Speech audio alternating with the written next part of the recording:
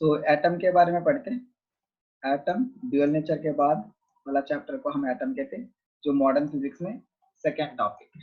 Modern physics में second topic है। So हम देखते आ रहे।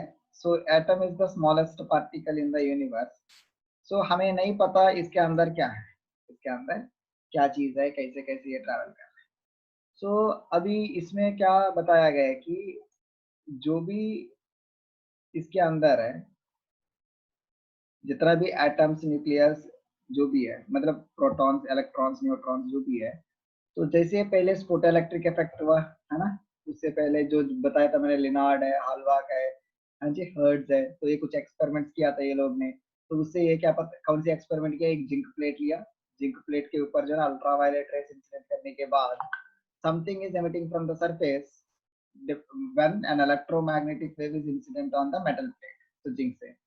So those elements are negatively charged particles. Those are coined by, those particles are termed as electrons by J.J. Thomson. By J.J. Thomson. तो उसने क्या किया, उसने ये बताया कि उसके अंदर जो है ना, जो भी रेड कलर पार्ट है, मतलब जैसे वाटरमेलन होगा, वाटरमेलन में जो भी रेड कलर पार्ट है वो क्या होगा, पॉजिटिवली चार्ज होंगे। वो क्या होगा, पॉजिटिवली चार्ज होंगे। लेकिन उसके अंदर जो सीड्स है, हाँ जी, उसके अंदर जो सीड्स है तो वो इलेक्ट्रॉन्स होंगे, वो इलेक्ट्रॉन्स है और यूनिफॉर्मली डिस्ट्रीब्यूटेड। वो क्या है, यूनिफॉर्मली डिस्ट्रीब्यूटेड। सो 1 मिनट होल्ड पे रखना आप लोग। इधर जो है ना, जो भी रेड कलर है वो हो गया हमारा पॉजिटिवली चार्ज, और जो ब्लैक कलर है वो क्या हो गया, हमारा इलेक्ट्रॉन्स है। सो इसके बाद जो है ना, गाइगर और मार्सडेन, दो साइंटिस्ट हैं, Geiger, G.I. Geiger and Marsden. ये लोग जो है कुछ एक्सपेरिमेंट किया, कुछ एक्सपेरिमेंट क्या किया है कि एक गोल्ड फॉइल लिया, हाँ जी, एक गोल्ड फॉइल लिया और एक लेड लेड मटेरियल लिया। इसके अंदर जो है ना रेडियो एक्टिव मटेरियल रखा, रेडियो एक्टिव एलिमेंट रखा। सो जब रेडियो एक्टिव एलिमेंट रखेगा तो ये क्या कर रहे हैं, अल्फा पार्टिकल्स को ये इमिट कर रहे हैं, अल्फा पार्टिकल्स को इमिट कर रहे हैं। तो जब इमिट किया तो इसका आसपास में जो है ना एक जिंक प्लेट रखा, इसके आसपास में एक जिंक प्लेट रखा, या कोई भी प्लेट रखा, वैसे तो जिंक प्लेट रखा। तो इसमें क्या हुआ कि जब जैसे ये पार्टिकल्स आ रहे हैं, है ना, जैसे कौन सी अल्फा पार्टिकल्स आया, स्ट्राइक किया, इधर चले जाएंगे, है ना, इधर चले जाएंगे, क्योंकि ये कंप्लीटली फील्ड है तो इसके अंदर से तो ये जा ही नहीं सकते। According to J.J. थॉमसन ये तो जा ही नहीं जा सकता, क्योंकि it is completely filled with positively charge. तो पॉजिटिवली चार्ज आ रहे हैं, ये तो जा ही नहीं सकते। लेकिन इसका काउंटर, मतलब काउंटर वाइज क्या ऑब्जर्व हुआ कि ये जो पार्टिकल जो जा रहे सीधा, वो मैक्सिमम टू मैक्सिमम जो है ना इधर ऑब्जर्व हो रहे हैं, मैक्सिमम टू मैक्सिमम क्या हो रहे हैं, इधर ऑब्जर्व हो रहा है। और कुछ पार्टिकल्स क्या हुआ, ऐसे जा रहे हैं, कुछ पार्टिकल जो है ऐसे जा रहे हैं।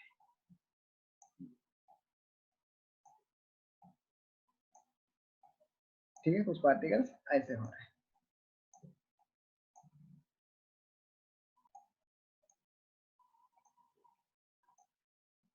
सो रदरफोर्ड एक्सपेरिमेंट में एक लेड बॉक्स लिया और इसमें जो है ना एक बिस्मथ लिया, मतलब जो भी रेडियो एक्टिव एलिमेंट है, और बीच में जो है ना एक टिन फॉइल रखा, एक टिन फॉइल रखा, और उसके बाद जिंक का स्क्रीन रखा, और उधर से अल्फा पार्टिकल से क्या कर रहे हैं, इमिट कर रहे हैं, ऐसे अल्फा पार्टिकल का भी आ रहे हैं।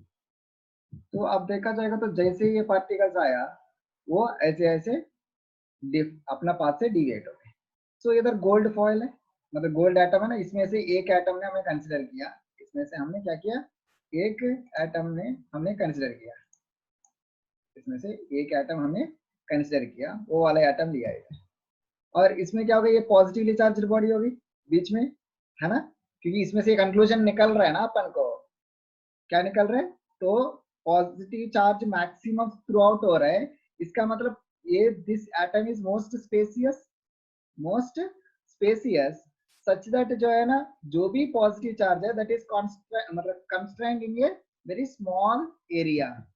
तो ऐसे जो पार्टिकल आया वो सीधा चलेगी, और जो थोड़ा पास में आ रहा है वो डिविएट हो रहा है, मतलब जितना पास में आ रहा है वैसे डिविएट हो रहा है पार्टिकल। ठीक है, ऐसे ऐसे हो रहा है, मतलब जो सीधा आ रहा है वो 180 डिग्री टर्न हो रहा है, तो थोड़ा दूर जा रहा है अपने पाथ से तो वो कम डिविएशन हो रही है ऐसे। ठीक है, क्लियर। सो अब ध्यान से देखा जाएगा तो सेंटर से जो मैक्सिमम डिस्टेंस, मतलब कितना डिस्टेंस हम परपेंडिकुलरली रखा, उसको हम कहते हैं लीस्ट डिस्टेंस ऑफ अप्रोच कहते हैं, वो देखते बाद में। ठीक है, तो मेरे ख्याल से इसमें तो कोई दिक्कत नहीं। तो अभी देखते हैं जो स्कैटरिंग एंगल है, स्कैटरिंग एंगल और इधर जो है number of alpha particle scattering देखा जाएगा तो जो एंगल 0 डिग्रीज वाला, मतलब जो ज्यादा स्कैटर नहीं हुआ वो ज्यादा थे, और जो 180 डिग्री जो स्कैटर हुआ मतलब ज्यादा एंगल वाला, बहुत कम एलिमेंट जो है ना वो वापस आ रहे हैं, बहुत कम एलिमेंट वाला वापस आए। तो नेक्स्ट जो है ना अल्फा पार्टिकल क्या होती है, अल्फा पार्टिकल जो है ना हीलियम एटम का होती है, और चार्ज क्या होती है इसका 2e चार्ज होती है, और मास क्या होते हैं 4 टाइम्स होते हैं। तो इसका स्पीड जो है ना ज्यादा होती है, जैसे बताया था मैंने, तो 10,000 मीटर पर सेकेंड स्पीड होती है, और हाईली पेनिट्रेटिंग होती है। तो इतना ज्यादा काइनेटिक एनर्जी होने की वजह से वो जो पोटेंशियल एनर्जी जो इलेक्ट्रॉन और प्रोटॉन के बीच में जो अट्रैक्टिंग पोटेंशियल एनर्जी होती है वो थोड़ा सा कम होगी, बट फर्दर आगे जो है ना हम कंसिडरेशन में आ ही जाएगी। सो ये जो है ना दोनों में डिफरेंस क्या है, गeiger और मार्स ने एक्सपेरिमेंट पहले वो बिस्मथ लेके किया, तो उसका जो गुरुजी है रदरफोर्ड ने जो ना वो रेडन बिस्मथ रेडन मतलब रेडन यूज करके वो एक्सपेरिमेंट किया। वैसे तो ये इन्फॉर्मेशन के लिए ये जरूरी नहीं है। ठीक है, और ऑब्जर्वेशन क्या क्या ऑब्जर्व किया, फर्स्ट ऑब्जर्वेशन क्या है, most of the alpha particle pass right through the gold foil, मतलब सीधा गोल्ड फॉइल के थ्रू सीधा जा रहा है। तो इधर से हमें क्या कंक्लूजन मिला, it indicates that most of the space in an atom is empty, मतलब पूरा की पूरा एम्प्टी है। और सेकंड ऑब्जर्वेशन क्या मिला, some of the alpha particles were scattered by only small angles में वो हो रही है। तो इसका मतलब आपने इधर पार्टिकल लिया तो बहुत कम है जो सीधा आके वो 180 डिग्रीज में वापस जा रहे हैं, ये आके 180 डिग्रीज में वापस जा रहे हैं, लेकिन जो दूर है वो सीधा की सीधा ट्रैवल कर रहे हैं। सो और दूसरा देखा जाएगा तो ये चीज ऐसे जा रहे है, और पास आएगा तो ऐसे जा रहे हैं। ठीक है, तो इधर क्या हो गई, the alpha particle being very positively charge, है ना, जो भी अल्फा पार्टिकल्स आ रहे हैं इधर से ये सारे के सारे पॉजिटिवली चार्ज बॉडी है, और compare to electrons only deflected by heavy and positive region in atom. तो वही कह रहे हैं, इलेक्ट्रॉन से आप देखा जाएगा तो न्यूक्लियस ज्यादा स्ट्रांग है, तो इसका जो है ज्यादा इफेक्ट होती है, और इलेक्ट्रॉन से कम इफेक्ट होती है, लेकिन होती है कुछ। ठीक है, so and most of the mass of the atom are concentrated at the center called as nucleus, so the nucleus name was given by Rutherford।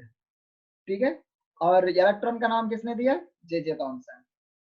और ये few alpha particle 1 in 8000 1 in 9000 जो भी है वो 180 डिग्री से angle में retrace कर रहे हैं अपना पाथ। तो इसका मतलब towards the nuclear directly regarded Coulomb force of repulsion ultimately comes to rest and fly off in the opposite direction. इसका मतलब जो भी सीधा आ रहा है वो रिट्रेस अपना पोजीशन में वापस चले जाएगा। तो पहले जब पास में आया तो ये एक बार रेस्ट में आएगा और उसके बाद वापस जाएगा। So this is the least minimum distance between the nucleus and the alpha particle. इसको हम लीस्ट डिस्टेंस ऑफ अप्रोच कहते हैं। क्या कहते हैं इसको, लीस्ट डिस्टेंस ऑफ अप्रोच कहते हैं। क्लियर, कोई दिक्कत? हाँ जी, ठीक है। सो नेक्स्ट चलते हैं हम। तो जो भी अल्फा पार्टिकल जो स्कैटर हो रहे हैं उसके लिए जो ये फॉर्मूला है। तो अब जस्ट ये है कि जो नंबर ऑफ अल्फा पार्टिकल जो स्कैटर हो रहे हैं दैट डिपेंड्स ऑन एंगल, कितना एंगल पे वो स्कैटर हो रही है। So distance of closest approach, अभी जो बात किया हमने, क्या बात किया हमने, कितना पास में आ रहा है, मतलब what is the least distance of closest approach. जैसे फॉर एग्जांपल ये गोल्ड फॉइल का एक एटम लिया, उसके अंदर हमने न्यूक्लियस लिया दैट इज कंस्ट्रेंट या concentrated at very small space. तो जैसे अल्फा पार्टिकल आके वापस चलेगी मतलब इतना डिस्टेंस जो है ना ये मिनिमम डिस्टेंस है, क्योंकि इससे पास तो आ ही नहीं। तो अब देखा जाएगा तो R naught is the distance of closest approach. R naught is the distance of closest approach. So when the distance between alpha particle and the nucleus is equal to the distance of the closest approach, then alpha particle comes to rest, है ना, जितना पास में आएंगे वहां पर एक बार rest पे आएंगे. सो इधर जो है काइनेटिक एनर्जी जितना भी होगी अल्फा पार्टिकल की, इस स्टार्टिंग में जो काइनेटिक एनर्जी है वो धीरे धीरे धीरे धीरे इलेक्ट्रिक पोटेंशियल एनर्जी में कन्वर्ट हो रही है. तो जब पास में आ गए तो इधर मैक्सिमम इलेक्ट्रिक पोटेंशियल में कन्वर्ट हो ही जाएगा. सो अब देखा जाएगा तो पोटेंशियल एनर्जी क्या होगा, k q1 q2 upon r square. तो k का वैल्यू कितना है 1/4 पाई एप्सिलॉन नॉट. q1 क्या है अल्फा पार्टिकल 2e, और दूसरा q क्या है न्यूक्लियस का. न्यूक्लियस कौन सी न्यूक्लियस लिया उसके ऊपर डिपेंड करता है, that is equal to ze. so therefore क्या हो गए 2 into ze square upon r. so that is equal to initial kinetic energy, that is equal to half mu square. so इधर से r का वैल्यू आ जाएगा that is equal to 1/4 pi epsilon naught into 2 ze square upon half mv square. This is the least distance between the alpha particle coming towards the nucleus and the nucleus. So therefore it is called least distance of approach. Clear? कोई दिक्कत इधर तक? So next देखते impact parameter. क्या देखते हैं? Impact parameter. So impact parameter मतलब क्या होता है कि जैसे ये गोल्ड फॉयल है, ये न्यूक्लियस, हाँ जी. सो अब देखा जाएगा तो जो भी पार्टिकल आया यू फ्लूइड से वो डिफ्लेक्ट होके चले गए. तो इसका मतलब आप ये देखा जाएगा तो जो भी एंगल थीटा ये डिफ्लेक्ट हुआ वो डिपेंड करेगा हम ये जो न्यूक्लियस से कितना परपेंडिकुलर डिस्टेंस से ये बॉडी जा रहे हैं. हाँ जी, इससे कितना डिस्टेंस है, मतलब बी डिस्टेंस कितना परपेंडिकुलर डिस्टेंस से ये दूर जा रही है, तो उतना ही एंगल पे फर्क होगा. So this B is called impact parameter. The perpendicular distance of the velocity vector of the alpha particle from the center of the nucleus when it is far away from the nucleus is known as impact parameter. मतलब कितना perpendicular रहे such that ये theta उतना ही होगा और depend करेगा B के ऊपर. So ये फॉर्मूला है B is equal to ZE square cot theta by 2 upon 4 pi epsilon naught into half mv square. तो ये फॉर्मूला याद करना तो कर सकते हैं, नहीं करने तो नहीं कर सकते हैं, लेकिन कभी ऐसे होते हैं ना पेपर अनएक्सपेक्टेड आती है कौन सी नीट की, तो उसमें पूछ लेगा मतलब थीटा बढ़ेगा तो बी बढ़ेगा तो थीटा क्या होगा किसका प्रोपोर्शनल, वैसे सीधा पूछेगा, फॉर्मूला तो नहीं पूछेगा, फॉर्मूले के ऊपर क्वेश्चंस नहीं पूछेंगे, ये पूछेगा what is the relation between b and theta. तो क्वेश्चन में देगा b is proportional to tan theta by 2, b is proportional to cot theta by 2, b is proportional to cot 2 theta, ऐसे पूछेगा. तो आपको फॉर्मूला एक बार ध्यान में है तो यू विल मतलब you will know how to answer and what to answer to the question. Clear? So अब देखा जाएगा तो ये जो पॉइंट्स है ये आपको समझ आ जाएगा. आप पढ़ के देखो एक बार, ये पॉइंट्स पढ़ के देखो, कोई डाउट होगा तो पूछो, इसमें इजीली समझ आएगा.